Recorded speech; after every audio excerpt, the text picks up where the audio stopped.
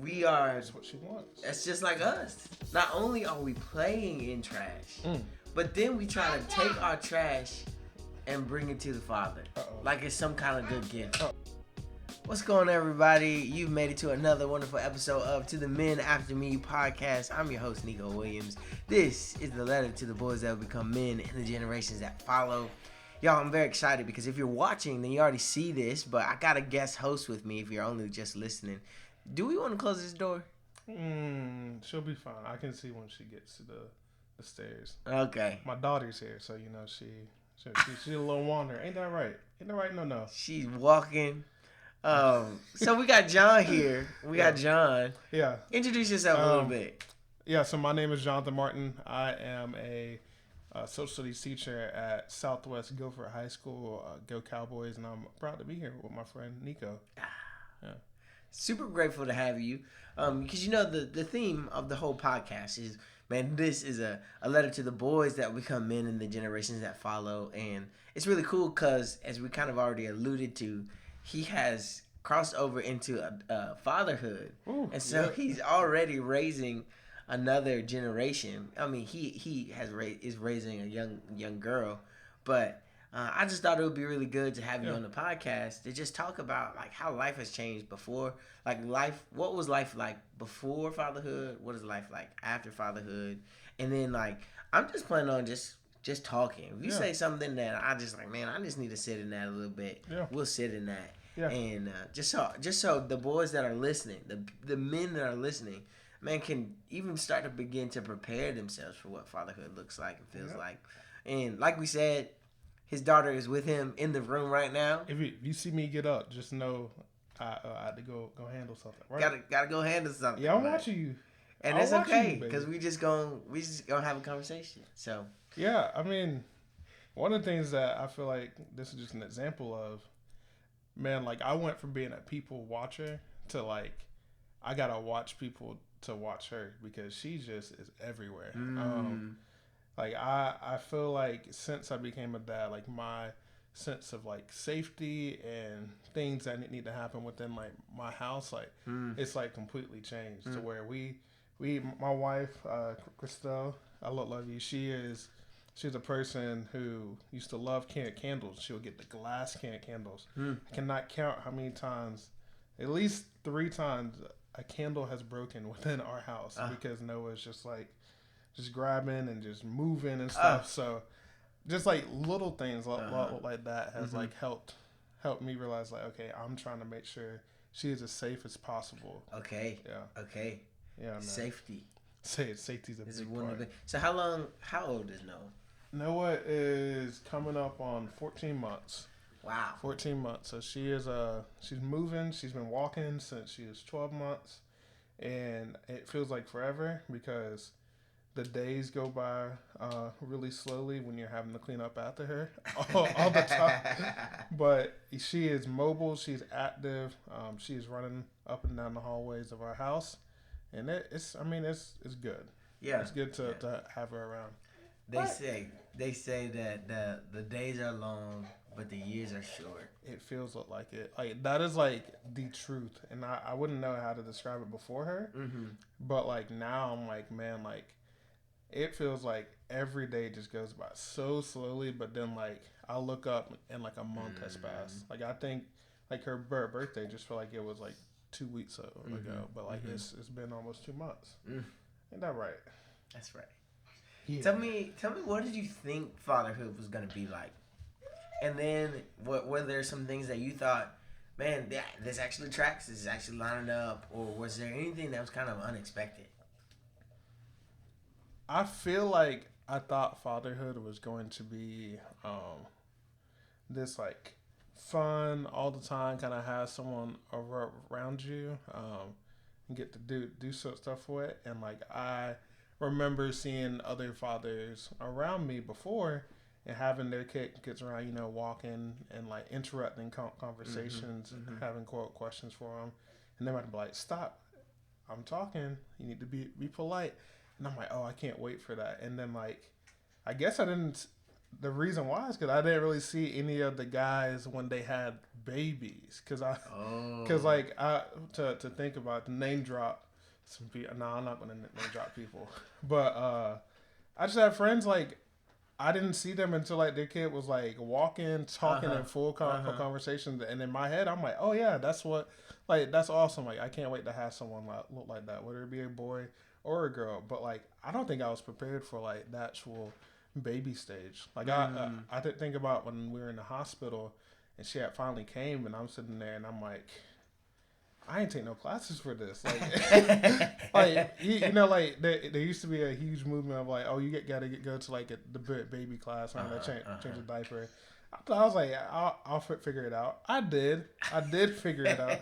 But like that first diaper, I'm like, I don't even know how to open this thing. I ripped the diaper because I didn't know how to open it. So just being an only child and not having someone come behind me, I think that played a huge factor in that too. Because like by the time there was a baby around my house, it was my cousin Alex, and when he came, I was I think a sophomore in high school, and he lived in Maryland, so we really didn't get to see him that much. But he would come and visit every once in a while. So I just didn't get any interaction with like just the real babies. Yeah, and, I know. For me, like I've only really changed one diaper in my entire life.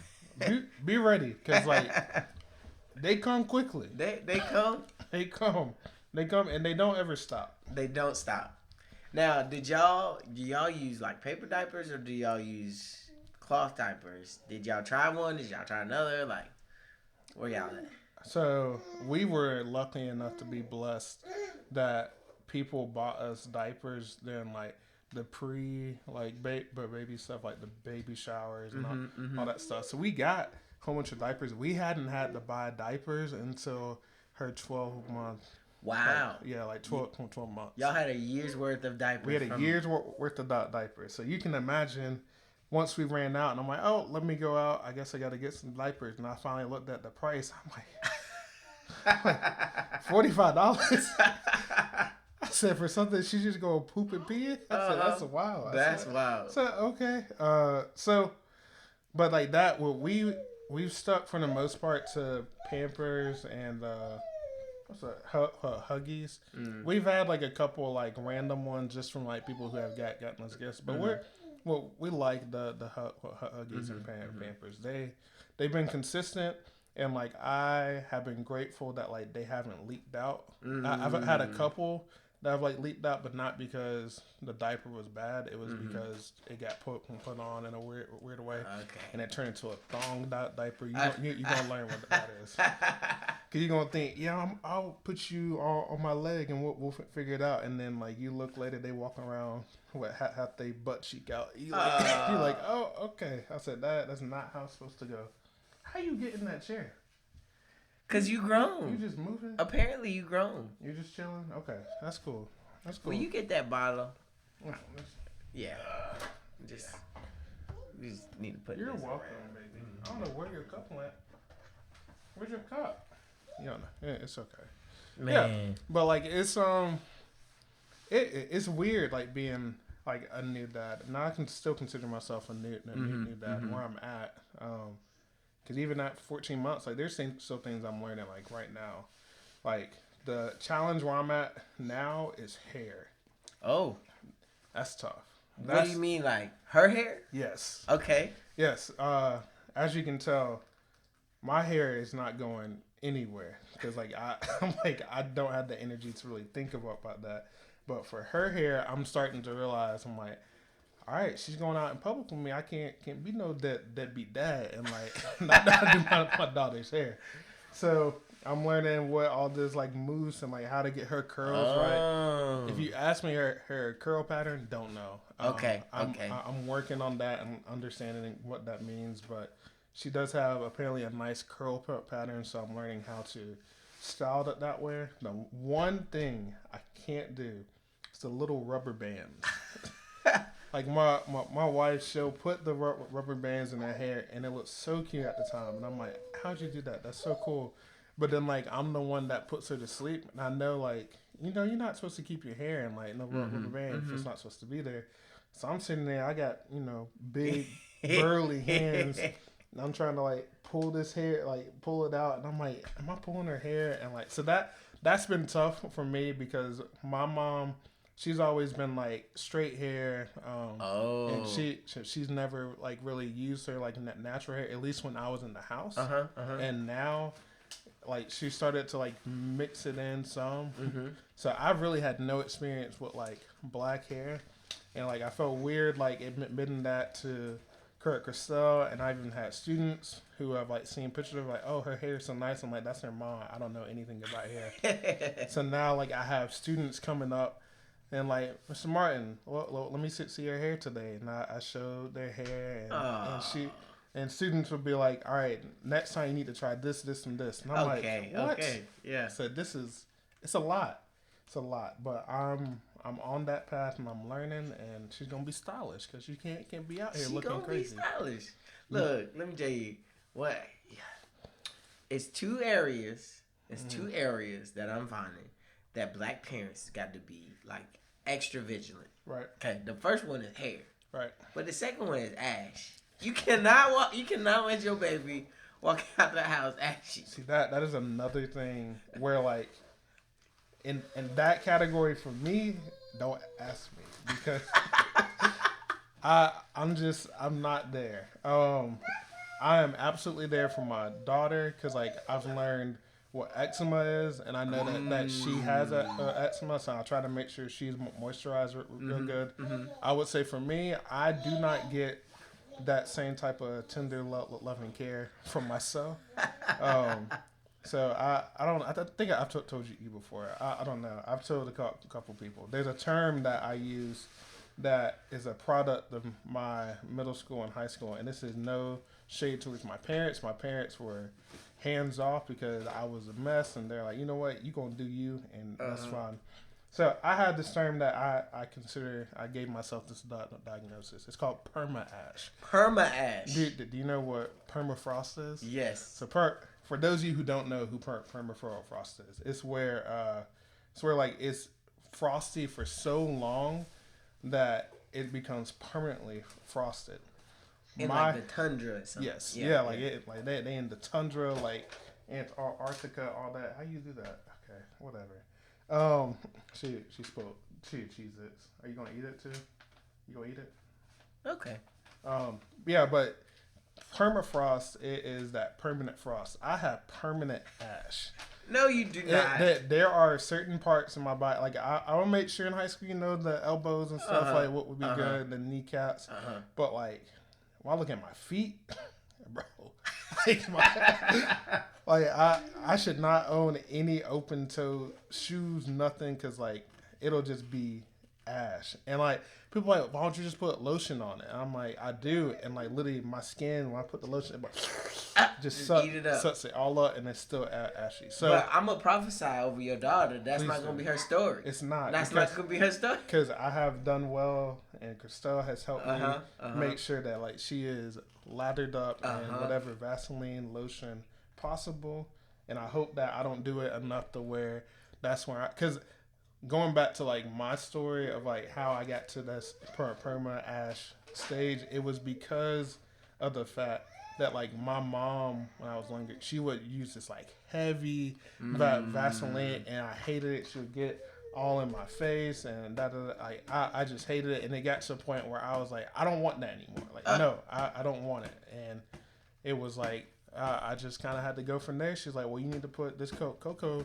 butter on. I was like, I will, and it took me getting made fun of probably in middle school to make sure that like the exposed areas had it. But after that, I was like, well, when I played basketball, I sure did not care if I was ashy, because like if anything, it made sure my hands were nice and like firm and like rough to where I could hold it. No slip. So I'm a proponent of not being ashy, but I cannot say I lead by example. Let's just say that. I'm gonna just say it ain't nothing like a good, shiny, greasy baby. Okay, babies, yes, but we like need all our babies to be shiny and greasy. You're right. So, hey man, tell me about how the birth of your child maybe even changed your relationship with God. How you related to God. How you feel like He related to you. Were there any changes in your relationship with the Lord?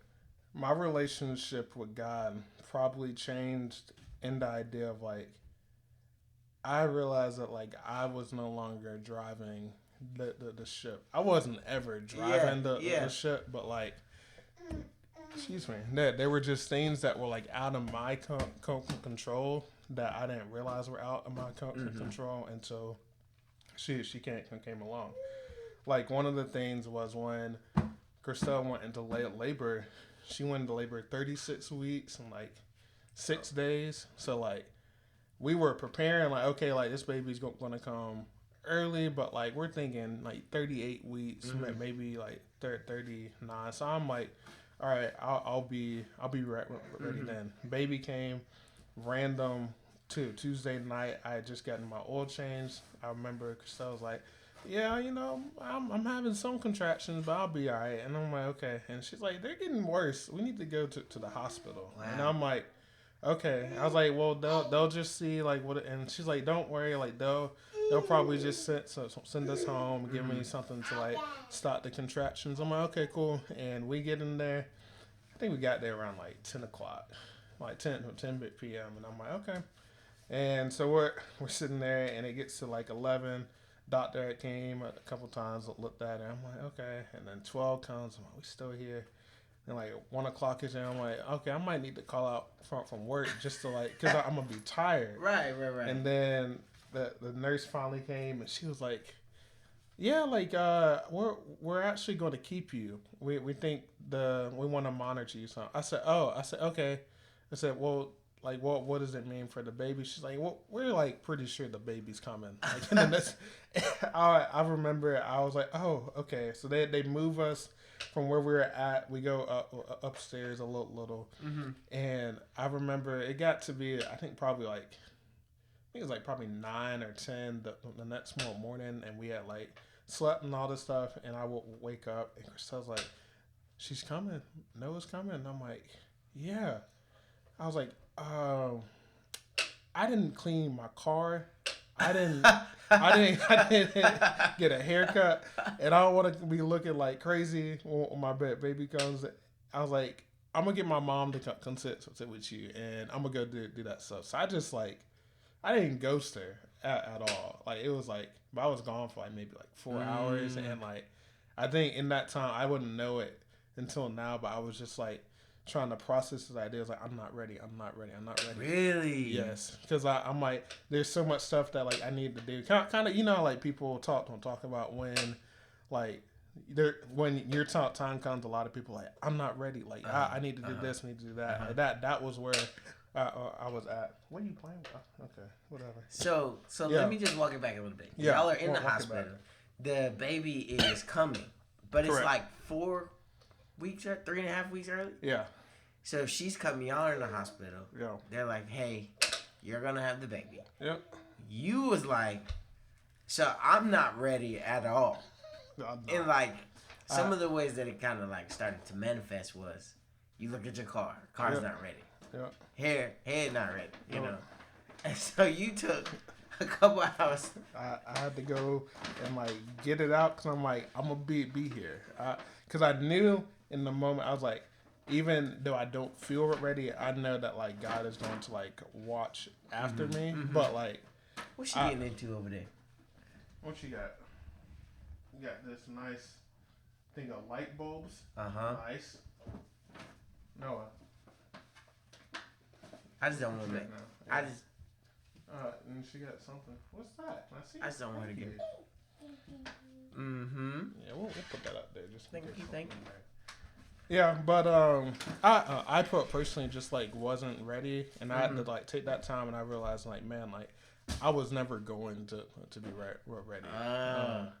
And like it was just this idea of like man, like God is gonna have to do His thing because like. I wasn't going to be at a spot where I'm like, yep, like this is it, I'm good. Because like truth be told, the house was ready, house was clean, her room was like completely ready. We had our go bags ready. All that was good. So it's really just a matter of like where me and Christelle were ready. And like in the moment that I left, I told myself a lie that I wasn't ready. But like the reality was like, man, like God was gonna like walk me through each step, because like I hadn't watched a birth before, and like I'm not a queasy person, but I'm like, there's gonna be a lot of stuff that like I don't understand, and like truly like God like kind of gave me like the serenity and the peace in my mind of like, man, like I'm gonna be okay. Like God's gonna watch after us. He's gonna watch after Noah as she comes down, and like we're ready. I caught the baby. I didn't catch it. The doctor caught it, and like immediately put her in my arms, and I'm like, "Ooh!" I said, "Okay, you here?" And like that was the first time I really ever held a There's small some batteries in baby. that bag, and I just don't want her to put them in her mouth. No. Can I see? Can I see? Yeah. Can I see? It's real life, y'all. I'm sorry, y'all. I did not baby pick my office. Don't worry, our house. She's 14 months, and our house is still not baby proof. That's fun. I was working on that 2 days ago. You can have the rest. Here. Here you go. You can be back, bro. There you go. Yeah. So really what you were telling me is like, man, you felt like there was a sense of unreadiness. Yeah. But in the midst of it all. Yeah. And he had you. He had me.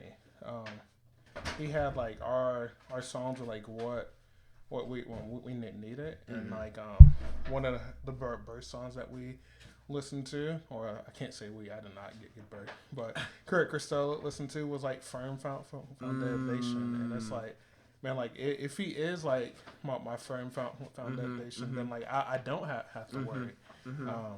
And that was just a word that like I needed in that moment, and like honestly, I've had to go back to that song, because high key, like you gonna realize it. It's gonna be like month 2, month 3, and you're gonna be like not sleeping, and you're gonna be like, what am I doing? So it's like it's gonna be tough.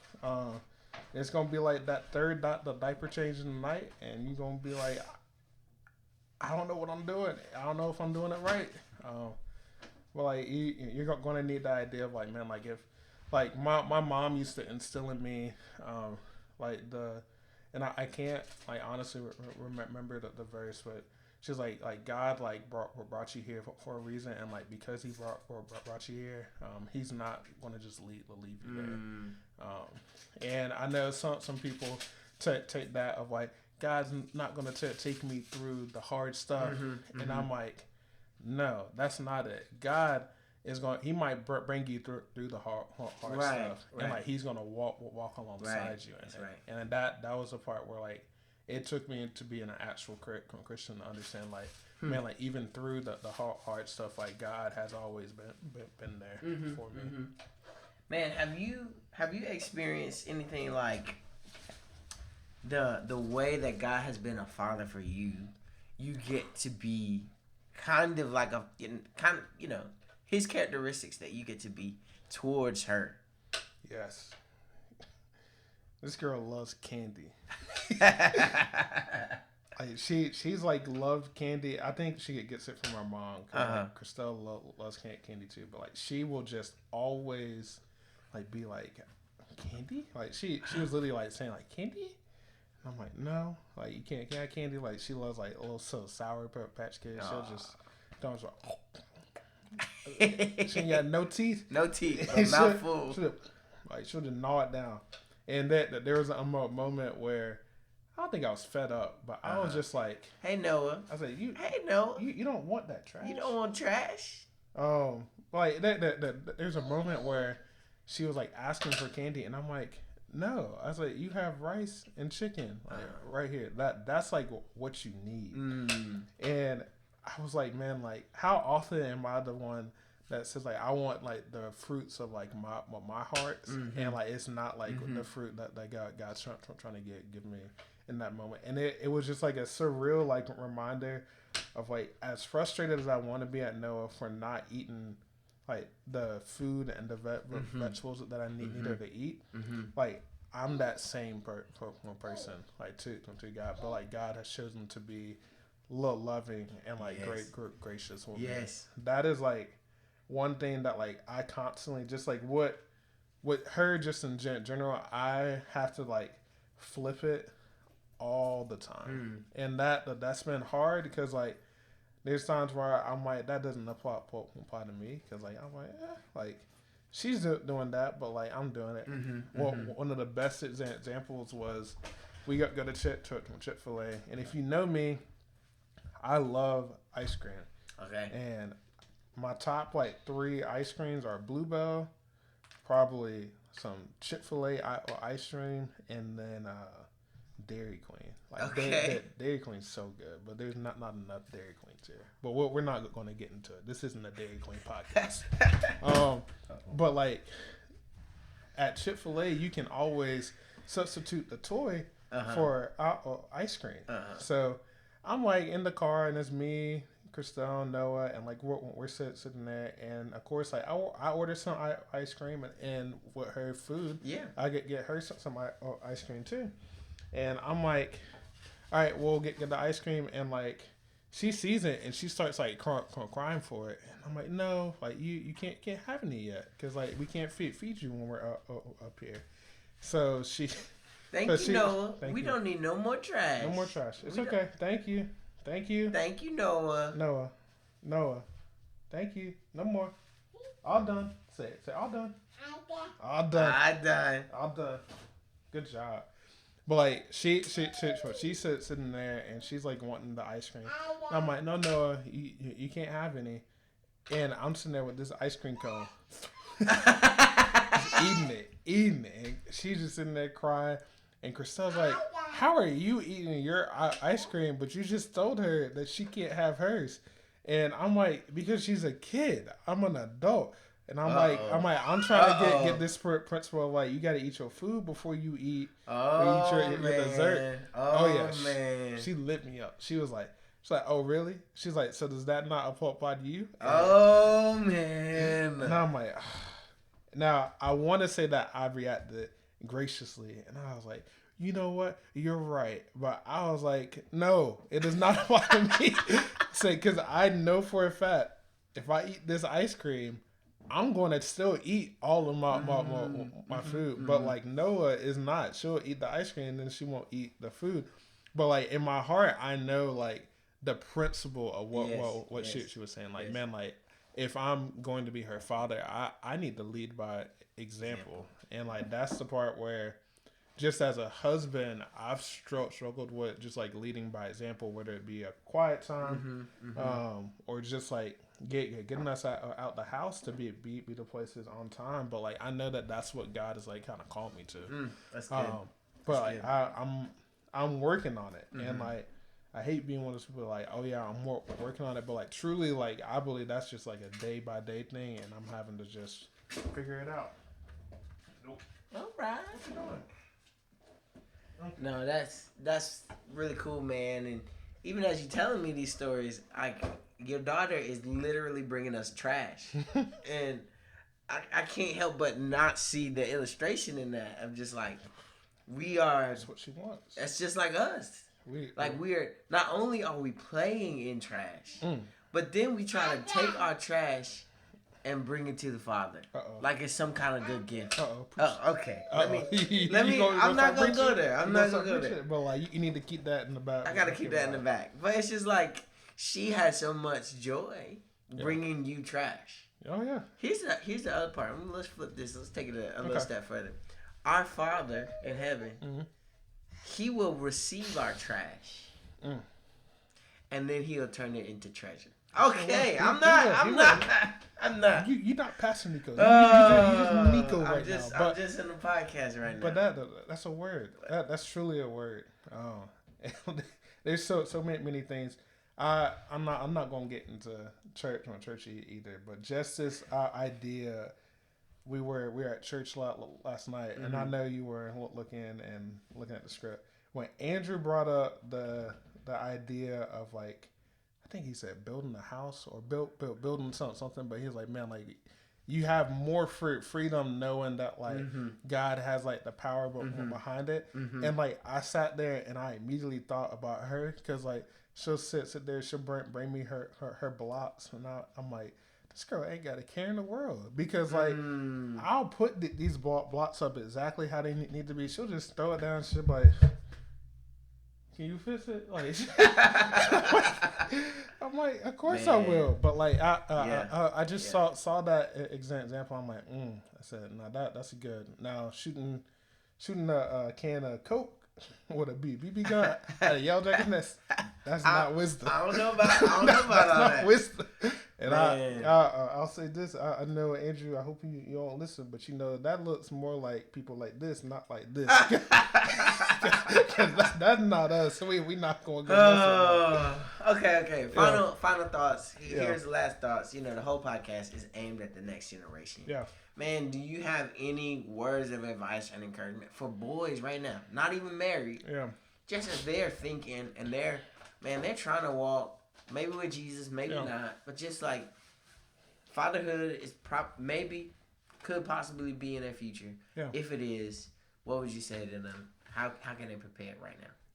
Man, I would say this, because as a kid and even as like a young adult, I struggled with pornography, and I didn't become a Christian until my senior year of high school, and it was at that point I was like, it was an everyday thing, and like it was just clockwork to a routine, but basically, and my idea of like sex was just so misconstrued at that moment. And I remember one time, I forgot who told me, but they're like, when you're watching that stuff, like you need to actually like take a second and think that's someone's like daughter, and like that never really clicked for me until I found out I was having a daughter. Wow. And at that point, I wasn't like dealing with the addiction in the way that I should have, but it was at that point where like it became more real, the idea of like, I don't want someone to like look at my daughter in a lustful way. Like I look at people now when they're like looking at her outfits, I'm like, yeah, she's just a child. You can keep it moving. She cute. She you know. Like, well, we gonna keep it moving. But like that idea of like, man, like that's someone's like daughter, or that's someone's son. It's hard for me. It was hard for me to like really equate my mind to that and like to put it to actually something that's like close to home. So I would really challenge men, boys, whoever are listening, man, like take that like seriously, because that would be one thing that I would say I did not take seriously. What's up? Yeah. I definitely did not take it seriously, and like it has hindered the way that I look at my wife, and it's hindered the way that like I feel like I can love my daughter, and like God has like blessed me enough to be able to have support behind that short struggle, but it still doesn't change the fact that like my idea of like what sex is has been tainted. So obviously a kid comes from sex, so you might want to make sure that idea is correct in your mind, because like if not, that's then good. Like it leads to like the things that we end up talking about, like guys leaving their kids because like they're like, you know what, like it's just sex, and that's like good. And like that's just like one of the consequences of sex. Like no, like sex is a beautiful thing, and like it produces beautiful fruit, right? Such as Noah, but we have to be able to have that right mindset coming into it. That doesn't mean that you can't struggle. That's good, but like you have to actually take action behind that struggle. So yeah, it's a new thing she does. I don't know. She's banging her head on the wall. So she'll do it in the car. She'll do it in her crib, and I'm like, I just don't get you, Noah. God be saying the same thing to us. Yes. Well, Yeah. To an extent, he know everything. Yeah, But he do. no, that's a good word. That's a good word. I really appreciate you for taking the time to share your experience on the podcast. Yeah. Super grateful for you, brother. Yeah, bro. It's been good. Yeah.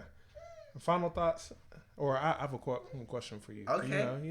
This is supposed to be partners. Yeah, whatever. But yeah. what are some things that you're nervous about when it comes to your little one coming in the near future? All right, so we going there. Yeah. Okay. Of course. If you listening to this podcast, and you don't know me, then we're having a baby. Our baby is coming. Have y'all not announced that? We haven't made any announcement.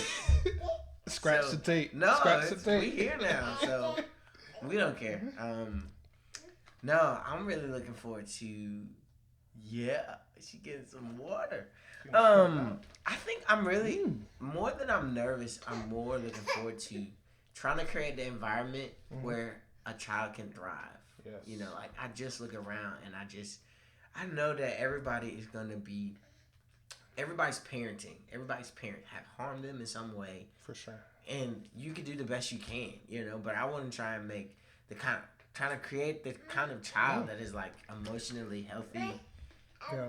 And spiritually healthy, and hopefully even financially healthy. Yeah. That's kind of like what I'm trying to do. But I guess I'm more nervous that, you know, I do a lot. You know, I'm doing a lot with like Move, the nonprofit, and my creative endeavors. I think I am nervous that I will not get to do the things that I want to do, because I know a baby is gonna change a lot. You know. Sure will. So either I don't get to do it at all, or B, I prioritize it so much that I neglect my wife and my child. So that's probably something I'm kind of nervous about.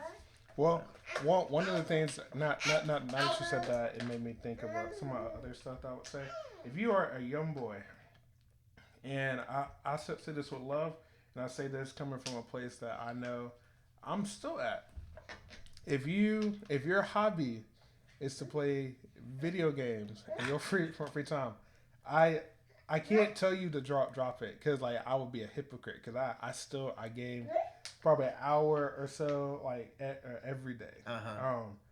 Find a real hobby. Real hobby. I love video games with all my heart. I've been playing them since I was like 6. But I will just challenge you, man. Like find a hobby that will like get you out and get you out the house, and to do things that are like, I guess, more productive. Cause like video games are fun. I use it to keep track of some of my old friends. But at the same time, they're like, we have phones. Oh, she's making her way towards the stairs. I'll be back. But yeah.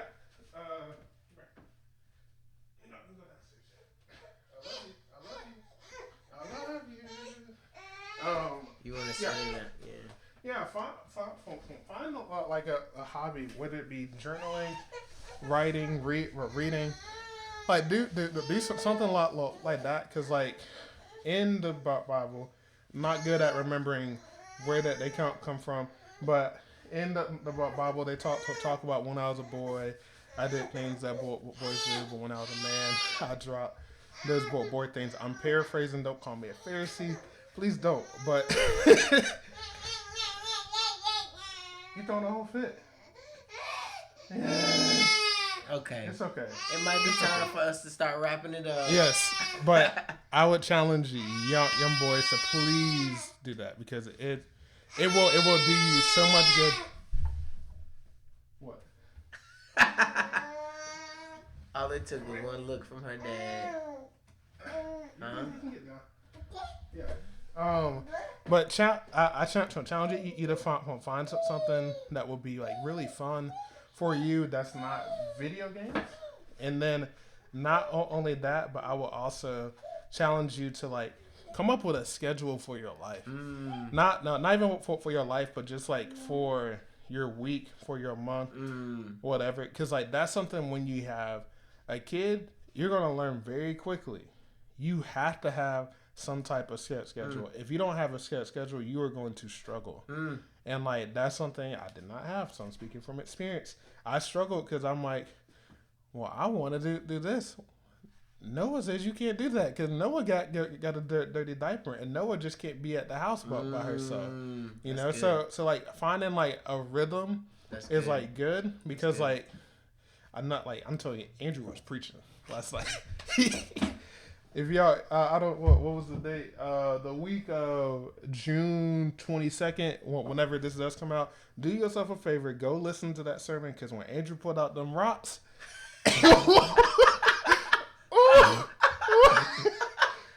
My mom was like, "Oh," I said, "I don't mess up." It hit you. It hit me. But like, yeah, like that's where I was at because I was like, man, like I'm prioritizing all of it. I didn't even take it from you. I was just holding it. Okay, bye. But the way that he explained it, and I'm gonna make y'all do some homework. Go and like watch it, and you'll understand what I'm saying. But like the more that you try to fit that doesn't align with God's like plan for you and like what He desires for you, you're not gonna find that if you don't prioritize what God puts first. So I'm gonna leave it at that. All right, Noah, what's up? Come here. What? Come here. Well, y'all, it's been another wonderful episode. We gonna wrap it up. It's been fun. It's been great. Thank you, John, for gracing us. Thank you, Noah, for adding your... hug? Give me a hug. She don't want it. No. Can I have a hug? Oh, yeah. Here she comes. Give me a hug. This is the To the Men After Me podcast. It's the letter to the boys that become men and the generations that follow. We will see y'all on the next episode.